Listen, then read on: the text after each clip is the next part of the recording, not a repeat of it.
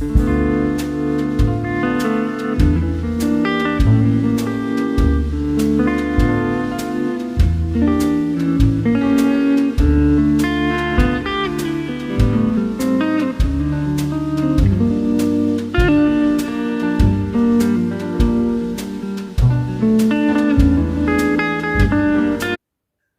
வணக்கம். இந்த காணொலியில் நாம் காண இருப்பது சென்ற வெள்ளிக்கிழமை 23/2/2024 அன்று நடைபெற்ற பெற்றோரை போற்றுவோம் என்கின்ற கல்விசார் மாநாடை பற்றியது. இது கோயம்புத்தூரில் உள்ள கொடிஷா என்கின்ற வளாகத்தில் நடைபெற்றது. அந்த விழாவில் 25,000க்கும் மேற்பட்ட பெற்றோர்களும் ஆசிரியர்களும் கல்விசார் அதிகாரிகளும் கலந்து கொண்டார்கள். இதனை தலைமை தாங்கி நடத்தியவர் நம் மாநிலத்தின் மாண்புமிகு கல்வி அமைச்சர் அன்பில் மகேஷ் ஆவார். அவருடன் இணைந்து பள்ளி கல்வித்துறை இயக்குனர் மற்றும் பெற்றோர் ஆசிரியர் கழகத்தின் துணைத் தலைவர், பள்ளி கல்வித்துறையின் செயலர், கோவை மாவட்டத்தின் டெப்டி கலெக்டர் மற்றும் 4 கல்வி மாவட்டத்தில் இருந்து CO, DOs, DI போன்ற பள்ளி கல்வித்துறை அதிகாரிகள் மிக சிறப்பாக ஒரு சிறப்புரையாற்றுவதற்காக ஈரோடு மகேஷ் அவர்களை அழைத்திருந்தார்கள். அவரும் ஒரு சிறந்த சிறப்புரையாற்றினார். இவ்விழா இனிதே நிறைவேறியது. இவ்விழாவின் ஒரு தொகுப்பை இப்போது காண்போம். இந்த மாநிலத்தில் இருக்கின்ற அத்துணை குழந்தைகளும் கல்வி என்று தவிர்க்க வேண்டும் என்று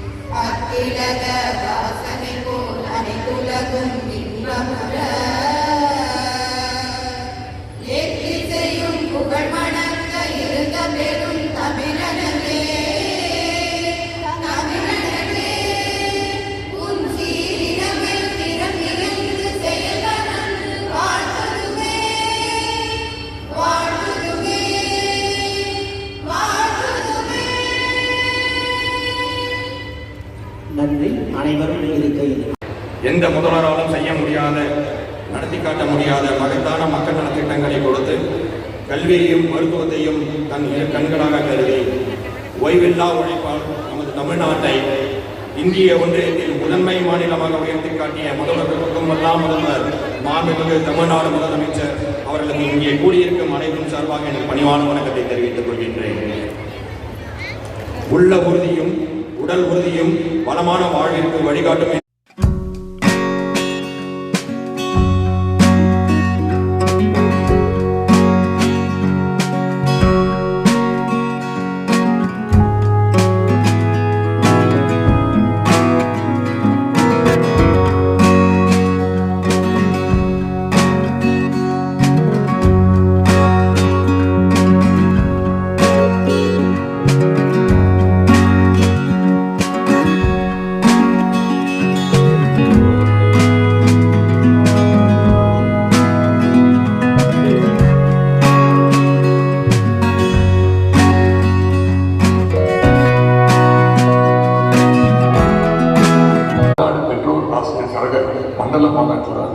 நிச்சயம் உங்களை எல்லாம் இன்னொரு சந்தர்ப்பத்தில் நான் சந்திப்பேன் இந்த உறுதிமொழியை நான் இந்த நேரத்தில் கொடுக்குறேன். இந்த மாநாட்டை இவ்வளவு சிறப்பாக ஏற்பாடு செய்திருக்கிற நம்முடைய கல்வித்துறை அமைச்சர் அருமை நண்பர் அன்பில் மகேஷ் பொய்யாமொழி அவர்களுக்கும் பள்ளி கல்வித்துறை சார்ந்த அதிகாரிகள் அலுவலர்களுக்கும் என்னுடைய மனமார்ந்த வாழ்த்துக்களை நான் தெரிவிச்சு, அரசு பல திட்டங்களை கொண்டு வரும். அதோட அரசோட கடமை முடியல. அந்த திட்டங்கள் வட்டி தொட்டி எங்கும் கொண்டு சேர்க்க வேண்டும். அப்பதான் அந்த திட்டத்துடைய வெற்றி முழுமையடையும். அந்த வகையில மாநில தமிழக முதலமைச்சருடைய அறிவுறுத்தலுடைய செயலர் அவர்கள் பெருமைப்படுத்தப்படுகிறார்கள்.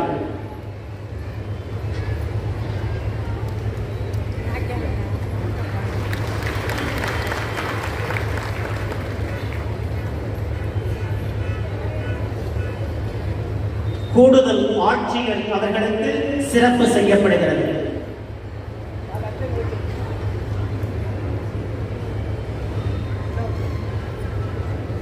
தொடர்ந்து மேடையில் உள்ள பெரியோர்கள் அனைவரும் சிறப்பிக்கப்படுகின்றார்கள். அரங்கத்தில் உள்ளவர்களின் கரவொலிக்கு இடையில் இந்த மதிய உணவு திட்டத்தை போன்று காலை சிற்றுண்டி திட்டத்தை அரசு பள்ளிகளில் 18.5 லட்சம் மாணவர்களுக்கு பயன்படுகின்ற வகையில் காலை சிற்றுண்டி திட்டத்தை கோயம்புத்தூர், திருப்பூர், ஈரோடு மற்றும் நீலகிரி மாவட்டத்தை சார்ந்த சுமார் 30,000க்கும் மேற்பட்ட பெற்றோர் ஆசிரியர் கழக உறுப்பினர்கள், பொறுப்பாளர்கள் மற்றும் ஆசிரியர் பெருமக்களே, இந்த நிகழ்ச்சிக்கு வருகை புரிந்துள்ள பத்திரிகையாளர்கள் அனைவருக்கும் முதற்கண் நன்றி கலந்த வணக்கத்தை தெரிவித்துக் கொள்கிறேன். இங்கே காணொலி மூலமாக தன்னுடைய வாழ்த்து செய்திகளை மக்களிடம் தெரிவித்திருக்கின்ற மாண்புமிகு இளைஞர் நலன் மற்றும் விளையாட்டு மேம்பாட்டத்தினுடைய அமைச்சர் உயர்திரு உதயநிதி ஸ்டாலின் அவர்களே, தொடக்க உரை நிகழ்த்தியிருக்கின்ற எங்களுடைய அரசு செயலர் திரு குமரகுருபரன் ஐஏஎஸ் அவர்களே, உரையாற்றி அமர்ந்திருக்கின்ற அடிஷனல் கலெக்டர் மேடம் அவர்களே, கலந்து கொண்டு சிறப்பித்துக் கொண்டிருக்கின்ற எங்களுடைய துறையினுடைய மும்மூர்த்திகளாக விளங்கிக் கொண்டிருக்கின்ற முனைவர்கள் திரு அறிவொளி சார் அவர்களே, கண்ணப்பன் சார் அவர்களே, நாகராஜ் முருகன் சார் அவர்களே, இந்த நிகழ்விலே கலந்து கொண்டு சிறப்பான உரையை யதார்த்தமான நிலையில் உங்களிடம் பகிர்ந்து கொள்ள வருகை தந்திருக்கின்ற, நான் அழைக்கின்ற நேரம்லாம் தட்டாமல் கலந்து கொள்கின்ற என்னுடைய அன்பு சகோதரர் உயர்திரு ஈரோடு மகேஷ் அவர்களே, மற்றும் இந்த நிகழ்வை நிறைவாக நன்றி வாழ்த்த இருக்கின்ற வேணாள் சட்டமன்ற உறுப்பினர் மாநில துணைத் தலைவர் அண்ணன் சூரியகுமார் அவர்களே, இந்த பெற்றோர் ஆசிரியர் கழகத்தினுடைய நிர்வாகிகளாக உறுப்பினராக கலந்து கொண்டிருக்கின்ற வழக்கறிஞர் சகோதரர் ராஜீவ் காந்தி அவர்களே, மற்றும் கோயம்புத்தூர், நீலகிரி, திருப்பூர், ஈரோடு மாவட்டத்தை சார்ந்திருக்கின்ற எங்களுடைய கல்வித்துறையினுடைய அனைத்து சிஓஸ், டிஓஸ், பிஓஸ் உள்ளிட்ட உயர் அதிகாரிகள் அனைவருக்கும், குறிப்பாக இந்த 4 மாவட்டங்களிலிருந்து வருகை தந்திருக்கின்ற எங்களுடைய பெற்றோர்களுக்கும், எங்களுடைய பெருமதிப்பிற்குரிய ஆசிரியர் பெருமக்களுக்கும், பத்திரிகை துறை, ஊடகத்துறை சார்ந்திருக்கின்ற நண்பர்களுக்கும், குறிப்பாக பெற்றோர்களை கொண்டாடுகின்ற அதே வேளையில் எங்களுக்கான பல்வேறு உதவிகளை புரிந்திருக்கின்ற நன்கொடையாளர்கள் ஏறத்தாழ 448 கோடியை இந்த 4 மாவட்டத்தை சார்ந்திருக்கின்ற வழங்கியிருக்கின்ற அனைத்து நன்கொடையாளர்களுக்கும் எங்களுடைய நன்றிகளை உங்களுடைய பாத மலர்களில் சமர்ப்பிக்க நான் கடமைப்பட்டிருக்கிறேன். தொடர்ந்து மதுரையில் ஆரம்பிக்கப்பட்டது, மதுரையை விஞ்சி திருச்சி நின்றது, திருச்சியை விஞ்சி தருமபுரி நின்றது என்று சொன்னாலும் இந்த 3 மண்டலங்களையும் விஞ்சுகின்ற அளவுக்கு இந்த கொங்கு மண்டலம் இன்றைக்கு அதிகப்படியாக இங்கே நீங்கள் வருகை தந்திருக்கின்ற, குறிப்பாக இன்றைக்கு அந்த சீர் சுமந்து வந்த அனைத்து பெற்றோர்களுக்கும் என்னுடைய நன்றிகளை நான் தெரிவித்துக் கொள்கிறேன்.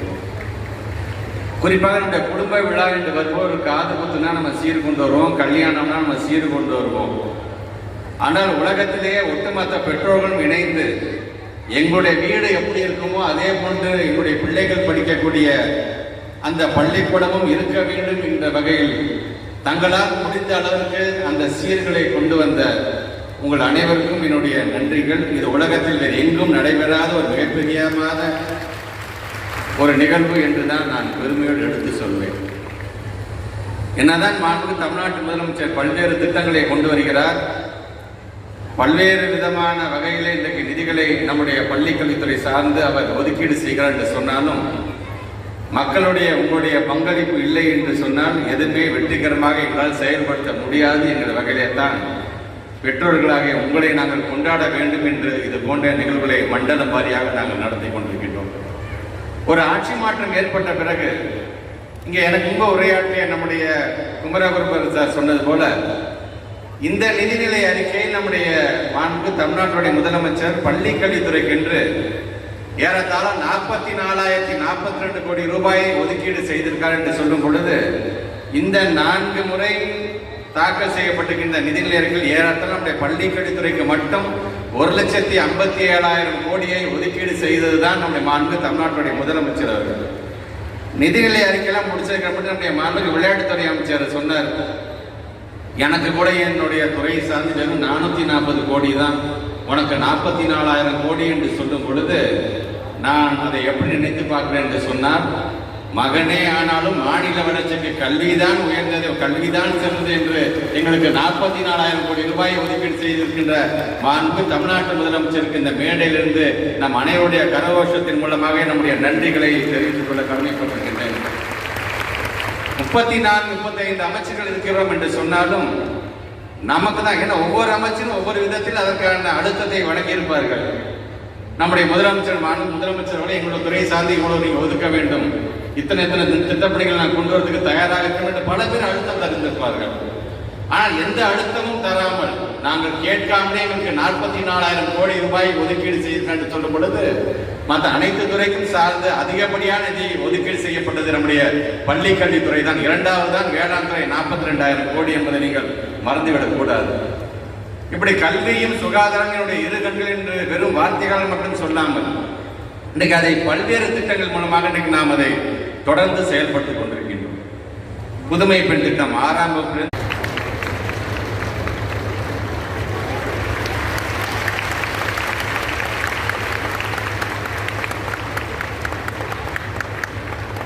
தனியார் பள்ளிகளில் மட்டும்தான் கல்வி ஆண்டு தொடங்குவதற்கு முன்னே அட்மிஷன் போடுவார்களா? இல்லை இல்லை, அரசு பள்ளிகளுக்கு அள்ளி தந்த நன்கொடையாளர்களுக்கு இக்காணொலி சமர்ப்பணம். அன்ன சத்திரம் 1000 வைத்த, ஆலயம் 14,000 நாட்டல், அன்னையாவினும் புண்ணியம் கோடி, ஆங்கோர் ஏழைக்கு எழுத்தறிவித்தல் என்பதற்கு இணங்க உணவை கொடுப்பதை காட்டிலும் ஊருக்கு ஒரு கோவிலை கட்டுவதை விடவும் நன்மை தருவது படிக்க வசதியில்லாத ஒருவருக்கு கல்வி கற்க உதவுதல் என்பதாகும். அதனால் தான் முத்தமிழறிஞர் கலைஞர் உலகை சீர்திருத்தம் செய்ய தேவையான மிகச்சிறந்த ஆயுதம் கல்வி என்றார். அதனால் கல்வி பயில பள்ளிக்கு வரும் குழந்தைகள் பசியோடு இருந்து பாடம் பயிலக்கூடாது என மாண்புமிகு தமிழ்நாடு அரசின் முதல்வர் திருமிகு மு.க. ஸ்டாலின் அவர்கள் காலை உணவு திட்டத்தை கொண்டு வந்தார். அரசாங்கம் ஒருபுறம் நன்மை செய்தால் பள்ளிகள் என்பவை நாற்றங்கால்கள்.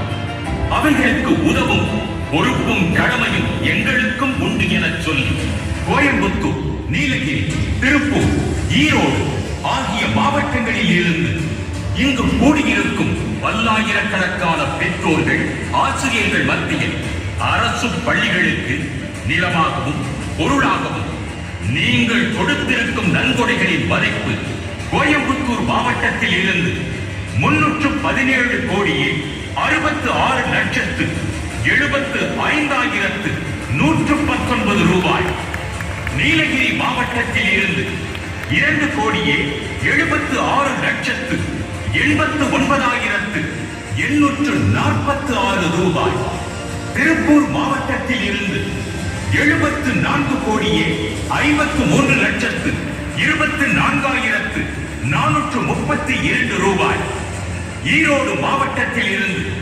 45 கோடியே 46,55,912 ரூபாய், மேற்கண்ட 4 மாவட்டங்களில் இருந்து இதுவரை மொத்தமாக 448 கோடியே 43,45,309 ரூபாயை அள்ளி கொடுத்துவிட்டு இருக்குமிடம் தெரியாமல் அமர்ந்திருக்கும் நன்கொடையாளர்கள் அனைவரையும் தமிழ்நாடு அரசின் சார்பாகவும் பள்ளி கல்வித்துறைக்கு தொடர்ந்து 3 ஆண்டுகளாக அதிக நிதி ஒதுக்கி தந்த தமிழ்நாடு முதலமைச்சரின் சார்பாகவும் இந்த ஒட்டுமொத்த அரங்கமும் எழுந்து நின்று நன்கொடையாளர்களை பாராட்டி வருகின்றனர்.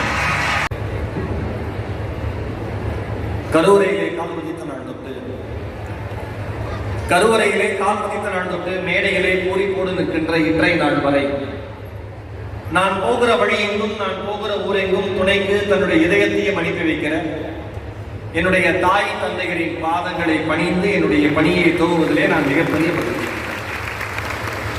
உலகம் முழுக்க தமிழ் பேசுகிற மேடைகளில் ஏறி இந்த வணக்கத்தோடு என் பேச்சை துவங்கினாலும் தமிழ்நாடு அரசினுடைய பள்ளி கல்வித்துறையும் பெற்றோர் ஆசிரியர் கழகமும் இணைந்து நடத்துகிற பெற்றோர்களை கொண்டாடுவோம் என்கிற இந்த இடத்திலே இந்த வணக்கத்தை சொல்லி துவங்குவது என்பது மிக பொருத்தமாக இருக்கிறபடி என் மனதிற்கு படுகிறது. ரொம்ப ரொம்ப மகிழ்ச்சியா இருக்கு. இங்க வந்து ஒரு பஸ்ஸா இறங்கி வந்து உட்கார்ந்துருக்கிற பெற்றோர்களை பார்த்தேன். ஒரு அக்கானா வீட்டு ரிசப்ஷனுக்கு கிளம்பி போற மாதிரி வருது. எனக்கு அவ்வளவு சந்தோஷமா இருக்கு. அந்த கோடகர் சார் சொன்னேன், சார் எல்லாரும் அவ்வளவு மகிழ்ச்சியா வராங்க சார், பார்க்கவே சந்தோஷமா இருக்கு சார் அப்படின்னு. உண்மையிலே அவ்வளவு பெரிய மகிழ்ச்சியா இருக்கு. சில அக்காவை பார்த்தேன், இறங்கணும் கரும்பு ஜூஸ் போகுது. எனக்கு ஒவ்வொருத்தரையும் பார்க்கறப்பையும் அவ்வளவு பெரிய மகிழ்ச்சி. கீழே இருந்து நான் அக்கா கை காமிச்சுட்டே இருக்கு. யாருக்கு காமிக்குதுன்னு தெரியாம நானும் கை காமிச்சுட்டே இருந்தேன். எனக்கு எனக்கு எனக்கு என்ன ஆச்சரியம் அப்படின்னா, மாணவர்களை கொண்டாடிய கல்வித்துறை அமைச்சர்கள் இந்த நாட்டிலே இருந்திருக்கிறார்கள்.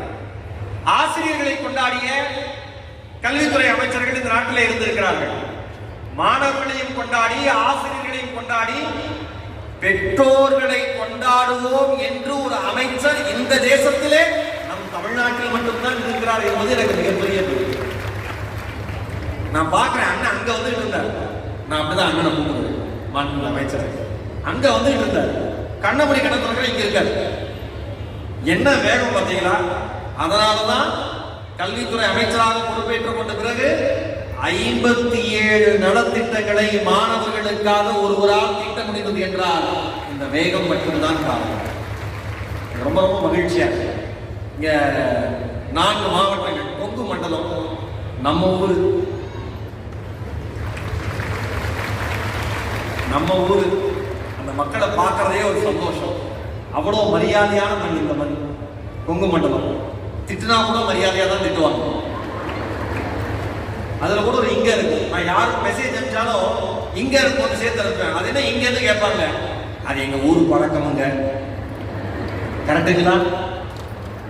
திட்டுனா கூட யாரையாவது கோத்துல திட்டா கூட சனியனுங்க, உருப்பட மாட்டானுங்க, ஏங்க அப்படி பண்றானுங்க. என்ன ஒரு மரியாதையான மண். அதனால்தான் இந்த மண்ணிலே பங்களிப்பு, நன்கொடையுடைய பங்களிப்பும் அதிகமாக இருக்கிறது.